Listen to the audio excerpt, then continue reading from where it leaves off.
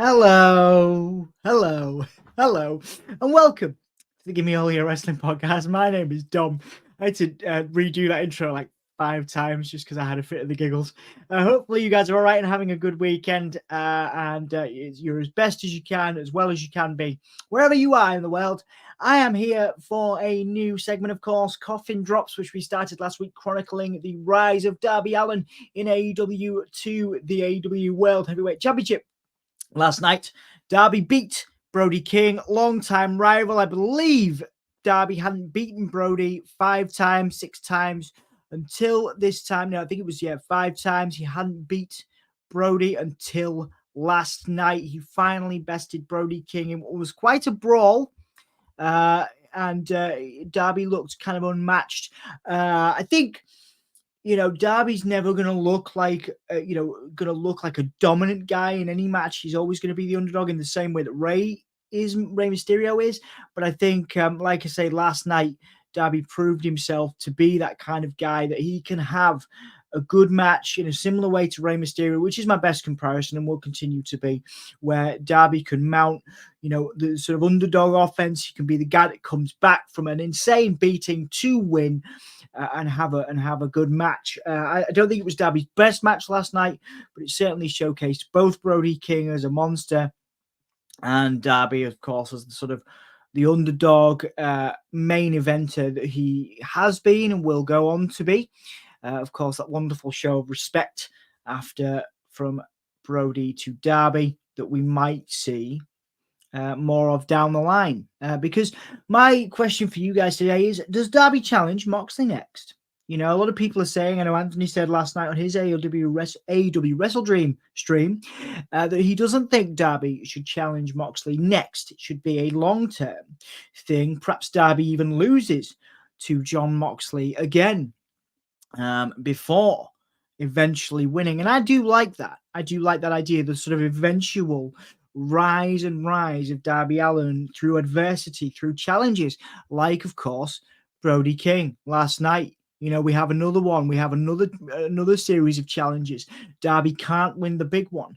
And then eventually, again, like Rey, or like someone like, obviously different builds, but like someone like Eddie Guerrero years ago, goes through many, many challenges to get to the championship. But I think that's probably the best way to go about it, because, again, we build Darby, we eventually get to that point.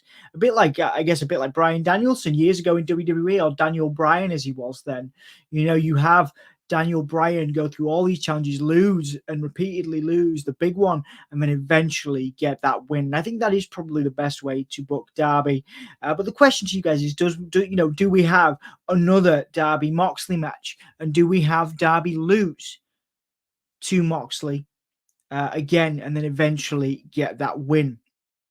My take on this is that Darby should be really, really building. I don't think he should necessarily be the next challenger to Mox. I wouldn't have Darby lose to Mox again. I would just have Darby not be the next challenger. But I would have them tease it. I would have them build it through tag matches, through 4 or 5 guys versus this new Moxley faction. And Darby he's slowly built to be the main challenger. Moxley ducks Darby because he actually thinks Darby can win eventually. So I don't think Darby should challenge Jon Moxley next. I think it should be built that Darby is going to be an eventual challenger. Darby needs to look strong, again, like he did here against Brody, against bigger guys, physically bigger guys, so that eventually when we get to Darby versus Mox again, because Darby's lost to Mox. He's lost already. He lost his championship. I don't think it's a good idea, disagreeing with Anthony as I am here, I don't think it's a good idea for Darby to lose to Moxley again. But I do think they should be kept separate for a while. Have a different challenger to Moxley on the next pay-per-view. Have, Wheeler Yuta should perhaps challenge Jon Mox. Oh, no, I do apologize. Yuta obviously joined the group last night, but someone in that vein, someone that was initially, it was against this group. So who else showed up there last night? A Private Party. Maybe have a Private Party join up, and face Moxley. I don't know how you would build a member of Private Party to face Moxley. But again, we also have Christian Cage, wielding that sort of that opportunity.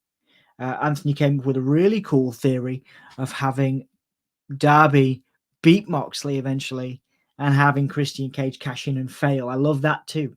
Because then Christian gets to put over Darby, Moxley gets to put over Darby, which I think is a theme in AEW, of course. Danielson putting over Moxley last night. So, but my take is that we have a few months of other challenges for Moxley, so that eventually, and Moxley ducks Darby, because maybe Darby can win. Maybe Darby can be the guy after losing in the past, which I think is exciting because it builds Darby into a main eventer. It builds Darby into the guy that could do it, in the same way that Eddie beat Brock, in the same way that Danielson, was able to become champion eventually. I think that's where we're going. We're going down the Ray route. We're going down the Danielson route, the Eddie route, where people don't necessarily think Darby could do it, but he could. He could beat Moxley, the unbeatable champion, the guy that's taken over AEW with, potentially Shane McMahon coming in, which I think is being teased. But Darby becomes the face of AEW. He becomes the guy. He becomes the alternative face of AEW. But does he challenge Moxley next? No, I don't think so. But we get there in the end after a series of other challenges for Moxley. Orange Cassidy was there. Put Cassidy in the ring with Moxley, but tease Darby as the next guy, the next main eventer, the next guy that could do it. And I think that is cool. Darby could do it, and eventually he does. He eventually becomes the main eventer, the alternative main eventer that we all know him and want him to be. But yeah, that is my take on it. What is your take? Put it down in the comments. Interact. That is what makes these videos so special. That's what makes these segments worth doing. Do you think Darby should be the next challenger for Moxley, or do you think it should be left down the line? Have other challenges for Moxley first. Have other guys go after Moxley, your Orange Cassidy, hell, even Private Party, Or does Christian Cage cash in before we get the title on Darby? There's so many good questions here. What do you guys think? What do you guys want to happen? Does Darby challenge Moxley next, or do we leave it till down the line? Do we wait for Darby's eventual coronation as the alternative AEW champion, the guy that shouldn't have done it but did? And that, of course, is a great story told so many times before. Danielson or Daniel Bryan, Eddie Guerrero, Rey Mysterio. It's been done. Mick Foley is another great example of that. The guys that shouldn't but do. And it's going to be such a beautiful moment when Darby is eventually crowned AEW champion. Guys, thank you so much for watching this. Again, answer that question. I'll put it there. I'll put it there in the title. I'll put it in the comment. I'll put it in the description. You answer it. That's what makes these worth doing. Hopefully you're enjoying Coffin Drops, as I've called it. And I'll be back with some more content next week.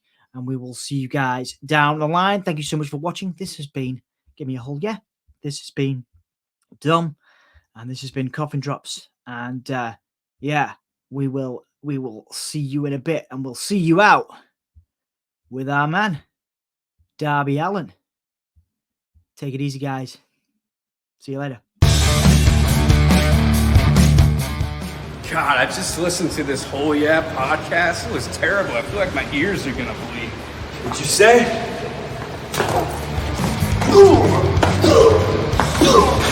This is Darby Allin, and you're listening to Give Me a Whole Yeah podcast.